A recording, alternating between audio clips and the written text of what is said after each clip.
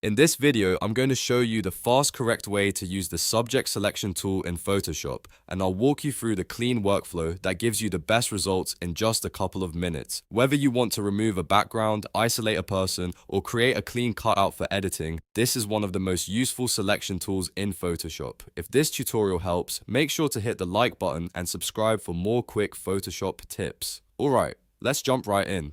First, open your image in Photoshop. You can do this by going to File, then Open, and choosing the photo you want to work on. Once your image is loaded, the easiest method is the built-in Select Subject feature. At the top menu, go to Select, then click Subject. You may also see a Select Subject button in the top toolbar depending on your Photoshop version. As soon as you click it, Photoshop will automatically analyze the image and try to detect the main subject for you. This is usually the fastest way to get started, and it works surprisingly well on people, products, and objects with clear contrast. Now, if Photoshop selects the wrong area or you want a bit more control, use the Object Selection tool instead. To get to it, press W on your keyboard, then choose the Object Selection tool from the toolbar options. Once it's active, look at the top bar and choose your selection mode. You can use rectangle or lasso depending on how you want to draw around the subject. Rectangle is great for quick selections, while lasso gives you more freedom when the subject has a less predictable shape. After that, drag around the subject you want Photoshop to detect. You do not need to be perfect here. Just make a rough selection around the area, and Photoshop will try to find the subject inside that selection.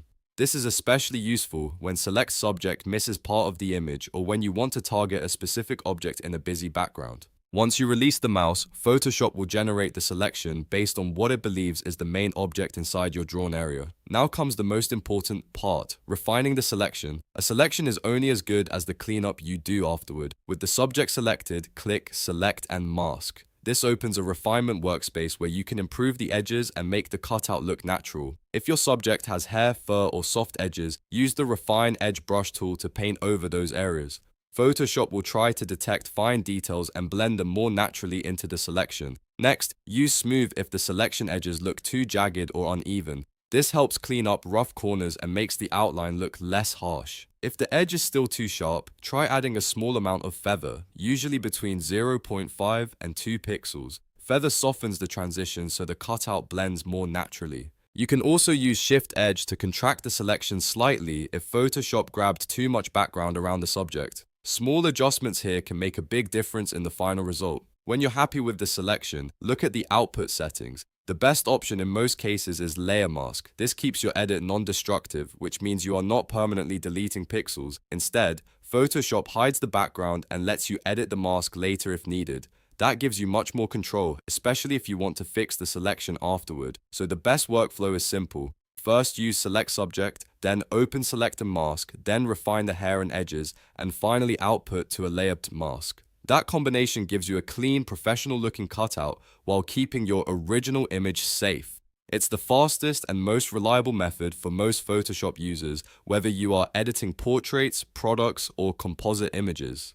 If you only remember one thing from this tutorial, remember this. Don't stop at the first selection. The quick auto-select is a great start, but the real quality comes from refining it properly. That extra minute can turn a rough cutout into something that looks polished and professional.